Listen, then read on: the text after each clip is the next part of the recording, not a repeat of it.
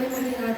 Perkenalkan, nama saya Sarmulan Dari sebagai pemateri 1. Perkenalkan, nama saya Inaya sebagai pemateri 2. Perkenalkan, nama saya Rizkalia sebagai psikolog.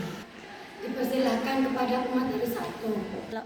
Definisi institusi yang melakukan kegiatan di bidang keuangan, menghimpun dan menyalurkan dana, tetapi bukan bank dan tidak mengeluarkan janji alat. Pembayaran seperti giro dan tabungan sebagian besar. Fungsi utama, mendukung kegiatan perekonomian, menyediakan alternatif pendanaan dan investasi, serta memfasilitasi transaksi keuangan non-regulator.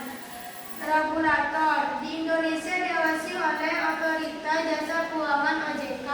Contoh, pasar modal, pegadaian, koperasi, asuransi, perusahaan pembiayaan, leasing, dana pensiun, dan lain-lain.